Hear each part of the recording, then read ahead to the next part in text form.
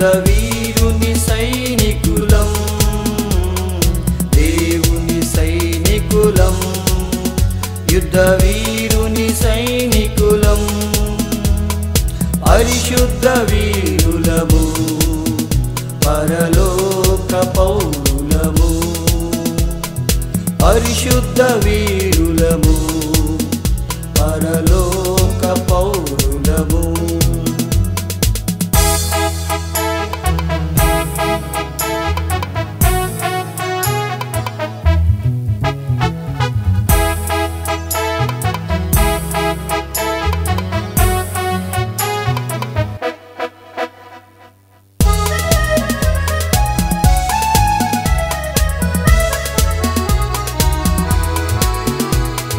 ప్రభు యేసు సన్నిధిలో, ప్రభు ప్రేమ సమర్పణలో, ప్రభు యేసు సన్నిధిలో, ప్రభు ప్రేమ సమర్పణలో, ప్రభు మహిమను పొందగా పరలోక బలముతో, ప్రభు మహిమను పొందగా పరలోక బలముతో, దేవుని సైనికులం, యుద్ధ వీరుని సైనికులం, దేవుని సైనికులం, యుద్ధ వీరుని సైనికులం, పరిశుద్ధ వీరులము, పరలోక పౌరులము, పరిశుద్ధ వీరులము,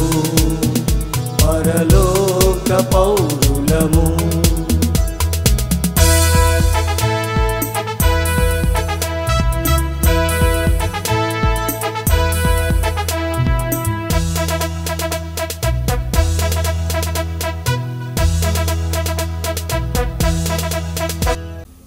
మన సాంగ్ బుక్ లోంచి, వాక్యజ్యోతి సాంగ్ బుక్ లోంచి కుతూహలం ఆర్భాటమే 53వ పాట. అందరికీ వచ్చిన పాట కుతూహలం ఆర్భాటమే. అందరికి వచ్చిన పాట కాబట్టి అందరూ చప్పట్లతో పాడదాం. కుతూహలం కనబడాలి మీలో, గట్టిగా ఉచ్చారణ చేయాలి.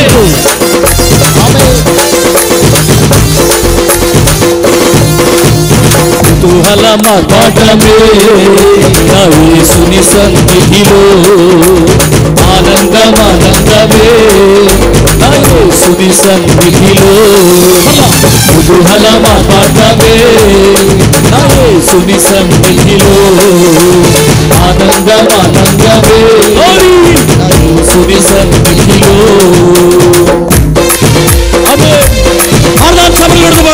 యేసు క్రీస్తు ఈ లోకానికి పాపానికి విలువ దొరికింది, పాపమంతా పోయింది, శాపమంతా పోయింది, నిత్య రాజ్యాలు నిత్య జీవం మనకు అనుగ్రహించబడ్డాయి.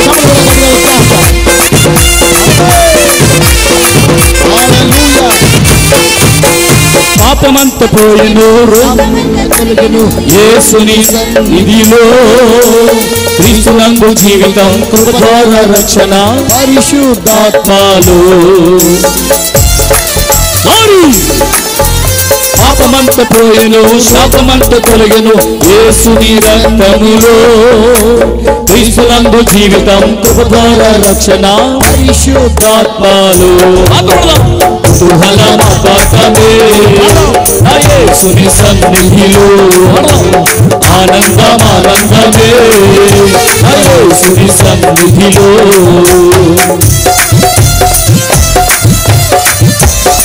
దేవాది దేవుడు ప్రతిరోజు నివసించే దేవాలయం మనమే, ఈలో నివసించి సంచరించు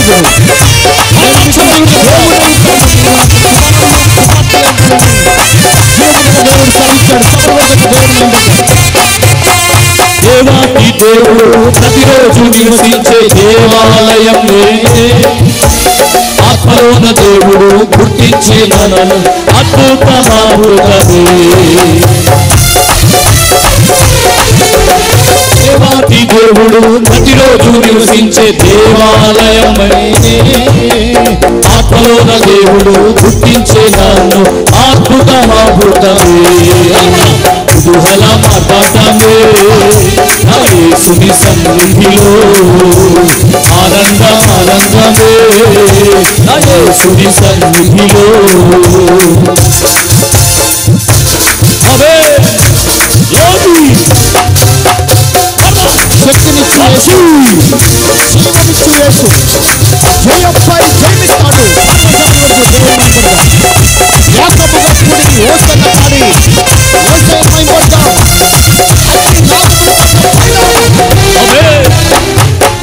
శక్తినిచ్చు యేసు, జీవమిచ్చు యేసు, జయంపై జయమిచ్చును. ఏకముగా కూడి హోసన్న పాడి ఊరంతా సాటెదము. శక్తినిచ్చు యేసు, జీవమిచ్చు యేసు, జయంపై జయమిచ్చును. ఏకముగా కూడి హోసన్న పాడి ఊరంతా సాటెదము. యేసుని సన్నిధిలో ఆనందమే నా యేసుని సన్నిధిలో రాజులకు రాజుగా, ప్రభువులకు ప్రభువుగా, పరిస్థితులతో యేసు రానే ఉన్నాడు. ఒక్క క్షణంలోనే రూపాంతరం పొంది ఆ మహిమలో ప్రవేశించబోతున్నాం.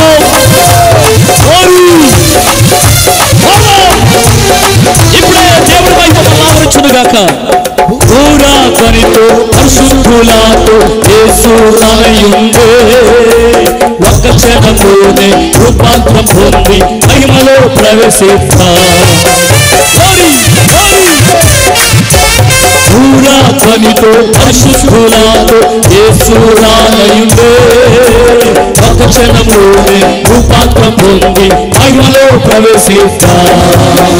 కుతూహల పాఠమే నా యేసుని సన్నిధిలో నాట్యం చేస్తూ పడదాం.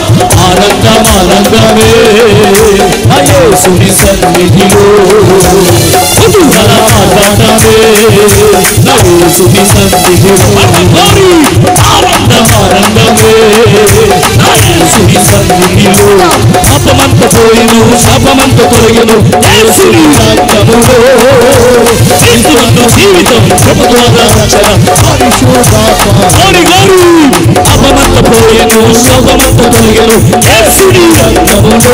ఇప్పుడే క్రీస్తునందు జీవితం కృపద్వారా రక్షణ పరిశుద్ధ ఆత్మలో కుతూహల పాపమే నా యేసుని సన్నిధిలో ఆనందమే నా యేసుని సన్నిధిలో కుతూహల పాపమే నా యేసుని సన్నిధిలో ఆనందమే నా యేసుని సన్నిధిలో కుతూహల పాపమే నా యేసుని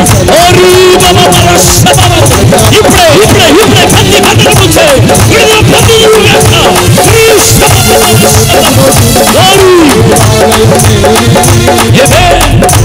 దేవుడు రక్షించే అద్భుతమే. దేవుడు ప్రతిరోజు నిర్మించే దేవాలయం ఆత్మలోన దేవుడు రక్షించే అద్భుతమే. కుతూహల మాటమే నా యేసుని సన్నిధిలో ఆనందమే నా యేసుని సన్నిధిలో కుతూహల మాటమే యేసుని సన్నిధిలో ఆనందమే నా యేసుని సన్నిధిలో ఆనందమే నా యేసుని సన్నిధిలో ఆనందమే నా యేసుని సన్నిధిలో కుతూహల మాటమే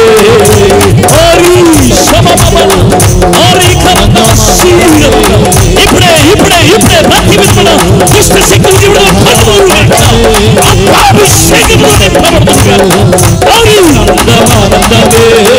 నా యేసుని సన్నిధిలో ఆనందమే నా యేసుని సన్నిధిలో ఆనందమే నా యేసుని సన్నిధిలో ఆనందమే నా యేసుని సన్నిధిలో ఆనందమే Yes, Jesus. Hallelujah. Hallelujah.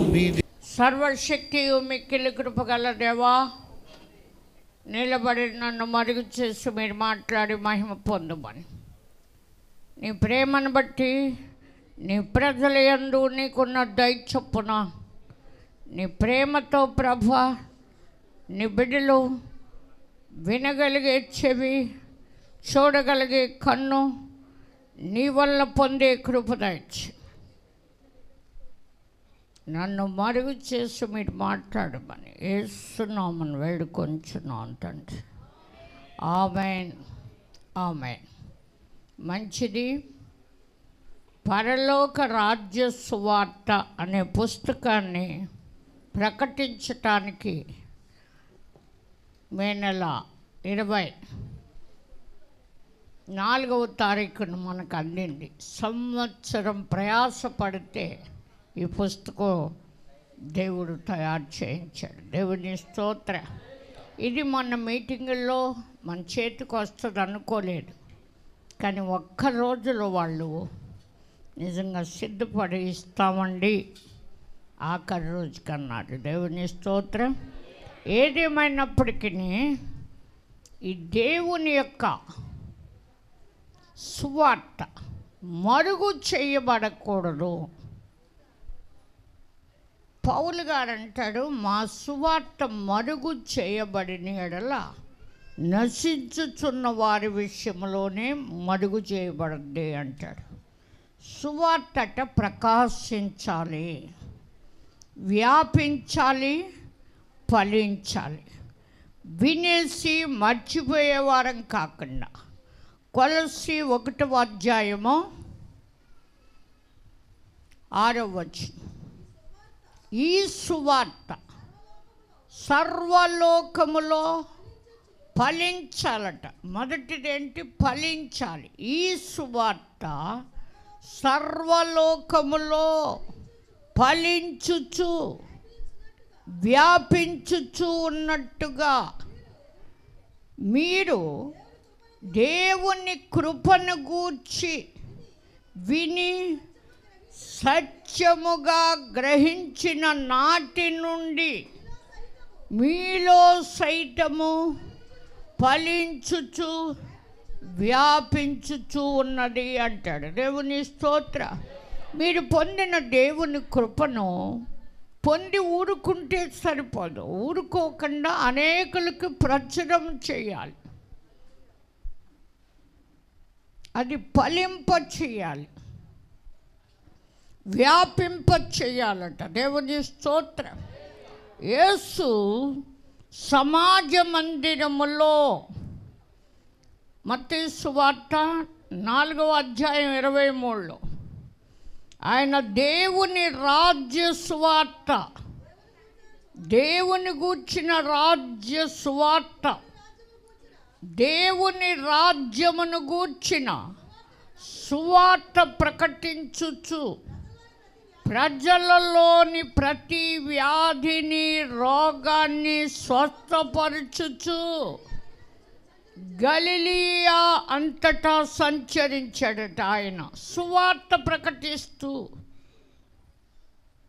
రోగులను స్వస్థపరచుచు ప్రతి వ్యాధిని, ప్రతి విధమైన వ్యాధిని, ప్రతి విధమైన రోగాన్ని స్వస్థపరచుచు గలిలియా అంతటా సంచరించాడు. ఆయన కీర్తి సిరియా దేశం వరకు వ్యాపించిందట. యెరూషలేము నుండి సిరియా దేశం వరకు వెళ్ళిపోయిందంట ఆ సువార్త. ఆ దేవుని రాజ్య సువార్త ప్రకటించేటటువంటి ఆయన మాటలు విని దెయ్యాలు వదిలిపోవటం, రోగులు బాగవటం, ఆ గలిలియా అంతటా సంచరించినప్పుడు ఆ కీర్తి సిరియా దేశం వరకు వ్యాపించింది. మిమ్మల్ని బాగు చేసాక ఎంతవరకు వెళ్ళింది సువాసన? ప్రభు సువార్త ఎంతవరకు వెళ్ళింది?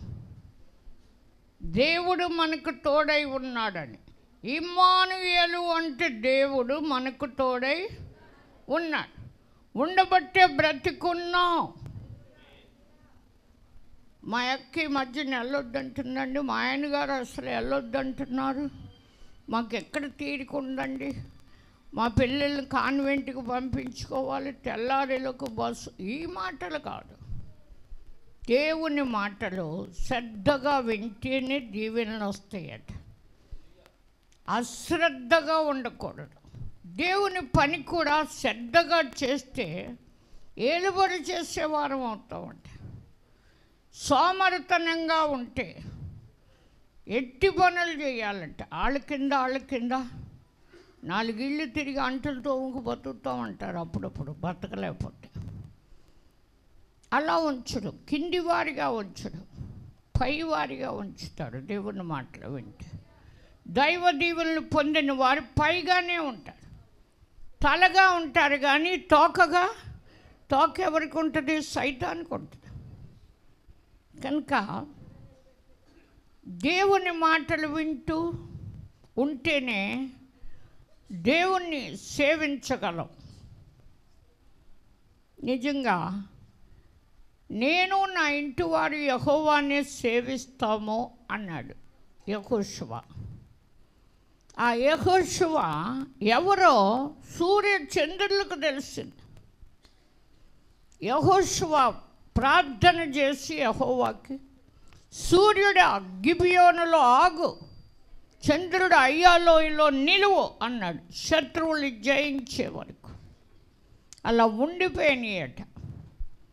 రోజంతా కూడా సూర్యుడు ఉన్న చోట సూర్యుడు ఉండిపోయాడు, చంద్రుడు ఉన్న చోట చంద్రుడు ఉండి. ఈ సూర్య చంద్ర నక్షత్రాలను చేసిన దేవుడైన యెహోవా యందు భయభక్తులు గలవాడెవడో సూర్యుడికి చంద్రుడికి కూడా తెలిసింది. దేవుని స్తోత్రం. దయ్యాలకు కూడా తెలిసింది. పౌలు కాలంలో దయ్యాలు చెబుతున్నాయి, యేసును గుర్తెరుగుదును, పౌలును కూడా ఎరుగుదును, నువ్వెవడవు అందట. యూదుడే, దేశ సంచారట, మాంత్రికుడంట. స్కైవా అనే ఒక యూదునికి 7 కుమారులట. అందులో 3 పట్టుకున్న దెయ్యం 2 దిగంబర్లుగా చేసింది. ఈనాడు దయ్యాల బోధ కూడా ఉందట. ఈ అంచె దినాల్లో తిమోతేయులకు రాసిన పత్రిక 4వ అధ్యాయంలో ఉంది. 1 తిమోతేయులు, కొందరు అబద్ధికుల వేషధారణ వల్ల మోసపరచు దయ్యముల ఆత్మల యందు విశ్వాసముంచి లక్ష్యముంచి విశ్వాస భ్రష్టులు అవుతారంట. దయ్యాలు కూడా బోధిస్తాయట. దయ్యాలు కూడా, పుతోను అనే దయ్యం పట్టిన ఒక స్త్రీ బోధించేదట లాభం కొరకు. పౌలు గారు అక్కడికి వెళ్తే ఆ దయ్యం పట్టినామంటుంది, వీడు సర్వోన్నతుడైన దేవుని దాసులు, వీడి మాట వినండి అని చెబుతుంది.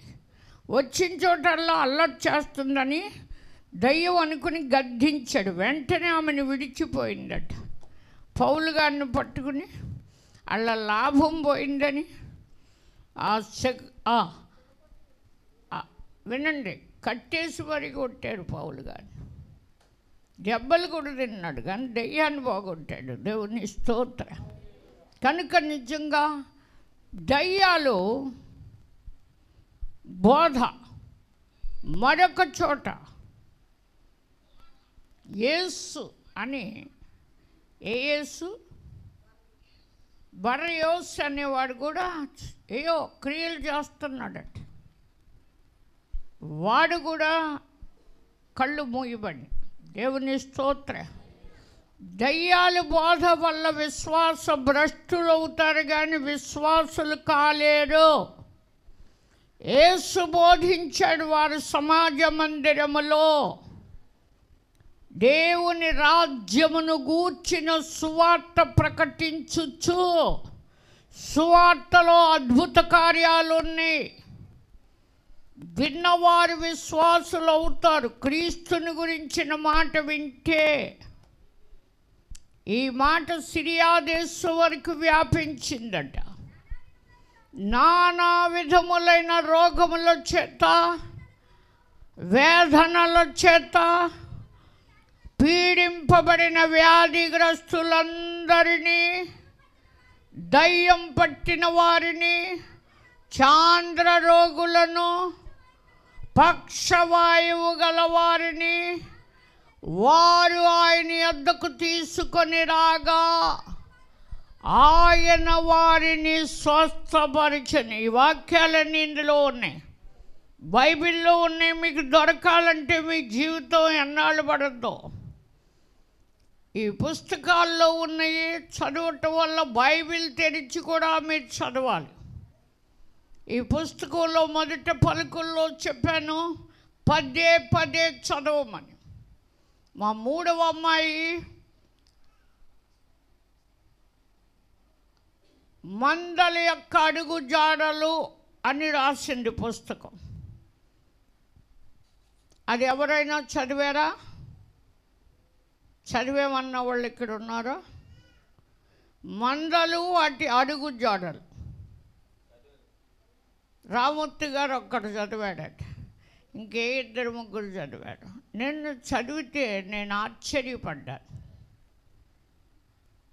ఎవరు ఎలా పతనం అయ్యారో అందులో రాసింది. అహాబు చరిత్ర వచ్చింది, ఆదాము చరిత్ర వచ్చింది. కొందరి చరిత్రలో పుస్తకంలో గుప్తపరిచి మన చేతికి ఇచ్చింది. అది 20 రూపాయలు 10 రూపాయలు నాకు తెలియదు, కానీ నిజంగా అవి బుద్ధి రావటానికి. బుద్ధి రావటం అంటే ఒక్క మాట వినకపోతే ఆదామావుల్ని ఏదేని తోటలోంచి వెలుపలికి పంపేశాడు, తోలివేశాడు. తన స్వస్థాలతో చేసి, తన ఊపిరి నాసికారంధ్రములో ఊరి, అనుదినము చల్లపూట వేళ వచ్చి స్నేహం చేసిన దేవుడు ఒక్క మాట మీరిన ఆదాముని, భార్య మాట విని తినవద్దన్న పండు తిన్నాడు, భార్య కదా ఇచ్చింది అనుకోకుండా తోలివేశాడు. అలాంటి దేవుణ్ణి మనం నమ్మాం. ఒక్క మాట చాలు, నే బ్రతికెదను అన్నాడు ఒక భక్తుడు. దేవుడు మనతో మాట్లాడినప్పుడు అది అశ్రద్ధగా వింటే శాపం వస్తుంది, శ్రద్ధగా వింటే దీవెన వస్తుంది. యెహోవా భక్తుడు అంటే దేవునికి లోబడినవాడు. అందుకే యాకోబు అంటాడు, దేవునికి లోబడి ఉండుడి, అపవాదిని ఎదిరించుడి. లోబడటం అంటే ఆయన మాటకి లోబడాలి. ఆగు అంటే ఆగాలి. అంచేత ఈ పరలోక రాజ్య సువార్త గురించి రాయటానికి గల కారణం, దానియేలు గ్రంథములో దానియేలుకు దొరికింది. ఈ పరలోక మర్మం తెలుసుకునే భాగ్యం అందరికీ కాదు, కొందరికి తెలిసింది. యేసుక్రీస్తు పుట్టక ముందే పరలోకమందున్న దేవుడే ఒక రాజ్యమును స్థాపించును. వినండి, స్థాపించే రాజ్యం, వ్యాపించే రాజ్య సువార్త, ప్రకటించే సువార్త. మీకు బాగు చేయటం, లాజర్ని బ్రతికించటం ఎందుకో తెలుసు. అక్కడ ఉన్న జన సమూహం చూసి నమ్మాలని, నమ్మితే దేవుని మహిమ చూస్తావని మార్తతో చెప్పి, ఆ మహిమ ఎలా ఉంటుందో ఇశ్రాయేలీలు ప్రజలకు చూపించటానికి 4వ దినాన్ని వచ్చి సమాధి దగ్గరికి వెళ్ళి కన్నులెత్తి పరలోకమందున్న తండ్రికి ప్రార్థన చేశాడు యేసు. తండ్రి, నీవు నా మనవి వినినందుకై నీకు కృతజ్ఞతాస్తుతులని. నువ్వు ఎల్లప్పుడూ నా మనవి వినుచున్నావు అని నేను ఎరుగుదును. ఎల్లప్పుడూ మనం రోజు ప్రార్థన చేస్తాం, జవాబే రాదు. ఆయన రాత్రంతా ప్రార్థన చేసి పగలు అద్భుతాలు చేశాడు. నా దేవుని పని చేయటం నాకు నిజమైన ఆహారం, ఆయన చిత్తము నెరవేర్చటం అన్నాడు. దేవుని స్తోత్ర. దేవుని చిత్తము నెరవేర్చటం యేసుకు ఆహారం అట.